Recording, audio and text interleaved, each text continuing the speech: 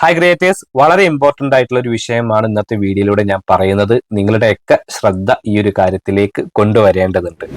നിങ്ങളുടേത് ഒരു ചെറിയ ചാനലാണെങ്കിലും വലിയ ചാനലാണെങ്കിലും ഞാൻ ഈ പറയുന്ന കാര്യങ്ങൾ നിങ്ങൾ ശ്രദ്ധിക്കുക. കാരണം നമ്മൾ നാളെ നമ്മുടെ ചാനൽ ഓപ്പൺ ചെയ്ത് നോക്കുമ്പോൾ ഒരു പക്ഷെ നമ്മുടെ ചാനൽ തന്നെ അവിടെ ഇല്ലായിരിക്കാം, അതല്ലെങ്കിൽ സ്ട്രൈക്ക് വന്നിട്ടുണ്ടായിരിക്കും. ഞാൻ ഈ പറയാൻ പോകുന്ന രീതിയിലുള്ള കണ്ടന്റുകൾ നിങ്ങൾ ചെയ്തിട്ടുണ്ടെങ്കിൽ ഒരു ക്രിയേറ്ററെ സംബന്ധിച്ചിടത്തോളം വളരെ വിഷമകരമായിട്ടുള്ള ഒരു കാര്യമാണെന്ന് പറയാം.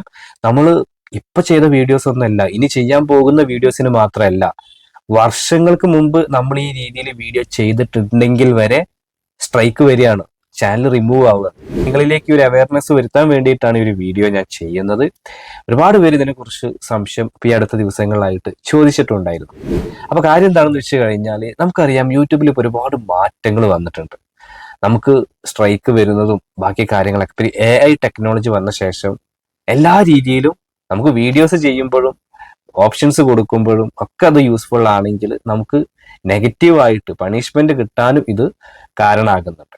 അപ്പൊ ഞാൻ പറഞ്ഞു വരുന്നത്, ഇനി ഞാൻ പറയാൻ പോകുന്ന രീതിയിലുള്ള കണ്ടന്റുകൾ നിങ്ങൾ വർഷങ്ങൾക്ക് മുന്നേ ചെയ്തിട്ടുണ്ടെങ്കിലും ഇപ്പോൾ AI ടൂൾ ഉപയോഗിച്ച് ഡിറ്റക്ട് ചെയ്ത് നമുക്ക് സ്ട്രൈക്ക് വരാം.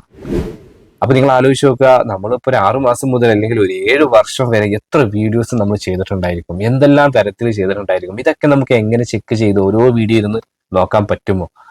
നമ്മളത് റൂൾ വയലേഷൻ ആണോ അല്ലേ എന്നുള്ളത് അത് ഇമ്പോസിബിൾ തന്നെയാണ്. എന്നാലും ഞാൻ പറയുന്ന കുറച്ച് കോമൺ ആയിട്ടുള്ള കാര്യങ്ങൾ നിങ്ങളൊന്ന് മനസ്സിലാക്കുക. അത് വെച്ചിട്ട് നിങ്ങൾക്ക് കുറച്ച് കാര്യങ്ങൾ ശ്രദ്ധിക്കാം. അങ്ങനെയെങ്കിൽ നിങ്ങൾക്ക് ഈ ഒരു പ്രശ്നം ഒരു പരിധി വരെ, ഞാൻ പറയുന്ന ഒരു പരിധി വരെ നമുക്ക് ഒഴിവാക്കാൻ കഴിയും. അല്ലാതെ 100% നമുക്ക് ആർക്കും ഗ്യാരണ്ടി പറയാൻ കഴിയില്ല.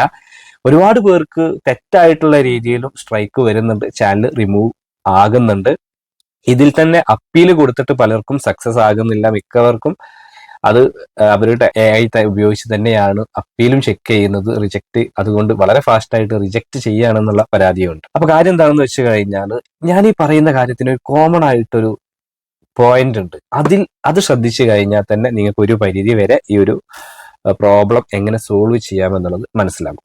അപ്പൊ നിങ്ങൾ ചെയ്യേണ്ടത് ടൈറ്റിൽ, ഡിസ്ക്രിപ്ഷനും കാര്യങ്ങളൊക്കെ പഴയ വീഡിയോസിൻ്റെ ഒന്ന് ചെക്ക് ചെയ്യുക എന്നുള്ളതാണ്. അപ്പൊ അതിൽ നിങ്ങൾ മേക്ക് മണി, അതുപോലെ ഏൺ മണി, വളരെ വേഗത്തിൽ നമുക്ക് പണം സമ്പാദിക്കാം എന്നുള്ള ടൈറ്റിലൊക്കെ കൊടുത്തിട്ട് നമുക്ക് വ്യൂസ് വരുത്താൻ വേണ്ടി ചെയ്തിട്ടുണ്ടെങ്കിൽ അങ്ങനെയുള്ള ആ ഒരു വീഡിയോന്റെ ടൈറ്റിൽ, ഡിസ്ക്രിപ്ഷൻ നിങ്ങൾ ചേഞ്ച് ചെയ്യുന്നതാണ് നല്ലത്.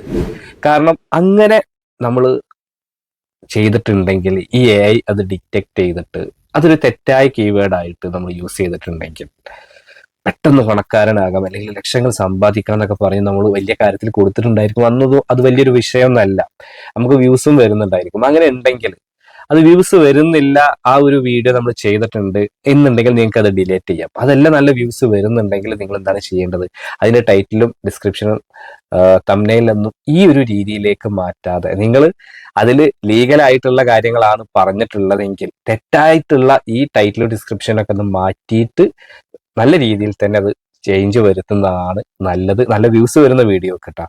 കാരണം അതല്ല, നിങ്ങൾ തെറ്റായിട്ടുള്ളൊരു വെബ്സൈറ്റും കാര്യങ്ങളൊക്കെ നിങ്ങൾ പറഞ്ഞിട്ടുണ്ടെങ്കിൽ ആ ഒരു വീഡിയോ റിമൂവ് ചെയ്യുന്നതാണ് നിങ്ങളുടെ ചാനലിന്റെ സേഫ്റ്റി. അപ്പൊ നിങ്ങൾ ശ്രദ്ധിക്കേണ്ടത്, നമ്മുടെ വീഡിയോയിൽ എവിടെയെങ്കിലും ഈ രീതിയിലുള്ള കീവേഡുകൾ ഉണ്ടെങ്കിൽ അത് മാറ്റുക എന്നുള്ളതാണ് ആദ്യമായിട്ട് പറയാനുള്ളത്. അതുപോലെ നമ്മൾ ശ്രദ്ധിക്കേണ്ട മറ്റൊരു ഇമ്പോർട്ടൻ്റ് ആയിട്ടുള്ള കാര്യമാണ് ഈറ്റിംഗ് ഡിസോർഡറുകൾ. നമ്മുടെ ശരീരത്തിന് ആരോഗ്യപരമല്ലാത്ത രീതിയിലുള്ള ഈറ്റിംഗ് ഹാബിറ്റുകൾ പ്രൊമോട്ട് ചെയ്യുക, കാണിക്കുക.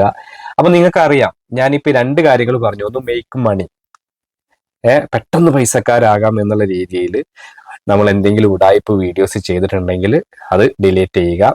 അപ്പൊ ഇതിൽ തന്നെ സോഷ്യലി യൂട്യൂബ് എന്താണ്, നമ്മുടെ വ്യൂവേഴ്സിനെ ഒരു താല്പര്യം സംരക്ഷിക്കുന്നുണ്ട്. രണ്ടാമത് നമ്മൾ ഈ ഒരു ഈറ്റിംഗ് ഡിസോർഡറുകൾ, നമ്മൾ ഒരുപാട് ഭക്ഷണം കുത്തി നിറച്ച നമ്മളെ ഫോളോ ചെയ്യുന്ന ഒരുപാട് ആളുകളുണ്ട്, കുട്ടികളുണ്ട്, അവരിലേക്കൊരു തെറ്റായ സന്ദേശം നൽകുന്ന വീഡിയോസ് ചെയ്യാതിരിക്കുക. അപ്പം യൂട്യൂബിന്റെ 2 തരത്തിലുള്ള ഒരു സോഷ്യൽ കമ്മിറ്റ്മെന്റ് നമുക്ക് ഇവിടെ കാണാം.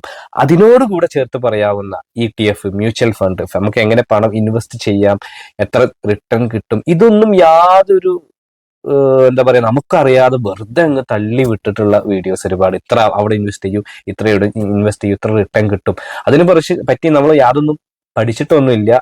അതിന് നമുക്ക് അതിന്റെ ഒരു അടിസ്ഥാന വിദ്യാഭ്യാസമില്ല. വെറുതെ ചാനലിൽ റീച്ച് കിട്ടാൻ വേണ്ടിയിട്ട് നമ്മൾ മ്യൂച്വൽ ഫണ്ടിനെ കുറിച്ച് ഇതിനൊക്കെ പറ്റി പറഞ്ഞിട്ടുണ്ടെങ്കിൽ, അപ്പോൾ യാതൊരു ലൈസൻസും കാര്യം ഇല്ലാതെ നമ്മൾ ചുമ്മാ ഇതിങ്ങനെ തള്ളിക്കയറ്റി പറഞ്ഞതാണെങ്കിൽ അങ്ങനത്തെ വീഡിയോസും മാറ്റുന്നതാണ് ചെയ്യുക. ടൈറ്റിലും ഡിസ്ക്രിപ്ഷനൊക്കെ മാറ്റുന്നതാണ്. അതല്ലെങ്കിൽ വ്യൂസും കാര്യങ്ങളൊന്നും ഇല്ല, സ്റ്റക്ക് ആണെങ്കിൽ ഡിലീറ്റ് ചെയ്യുന്നത് തന്നെയാണ് നല്ലത്. അതുപോലെ തന്നെ കുറെ പേര് പണ്ട് കാലത്ത് ചെയ്തിട്ടുണ്ട്, നമുക്ക് എങ്ങനെ ക്യാഷ് കൊടുത്തിട്ട് ഉപയോഗിക്കേണ്ട സോഫ്റ്റ്വെയറുകൾ എങ്ങനെ ഫ്രീ ആയിട്ട് ഉപയോഗിക്കാം, നല്ല വ്യൂസ് വരുന്ന കണ്ടന്റ് ആണ്. ഒരുപാട് പേര് അത് ചെയ്തിട്ടുണ്ട്. അപ്പോൾ ക്യാഷ് കൊടുത്ത് ഉപയോഗിക്കേണ്ട സോഫ്റ്റ്വെയറുകൾ എങ്ങനെ ഫ്രീ ആയിട്ട് യൂസ് ചെയ്യാം, ക്രാക്ക്ഡ് വേർഷൻസുകൾ. അപ്പോൾ അങ്ങനെയുള്ള വീഡിയോകൾ ചെയ്യുന്നതോ അതല്ലെങ്കിൽ അങ്ങനെ ക്രാക്ക്ഡ് സോഫ്റ്റ്വെയറുകൾ ആപ്പുകളുടെ ലിങ്കുകളൊക്കെ കൊടുത്തിട്ടുണ്ടെങ്കിൽ അങ്ങനെയുള്ള വീഡിയോസ് ഒക്കെ നിങ്ങൾ ഒഴിവാക്കുന്നതും ചെയ്യാതിരിക്കുന്നതുമാണ് നല്ലത്.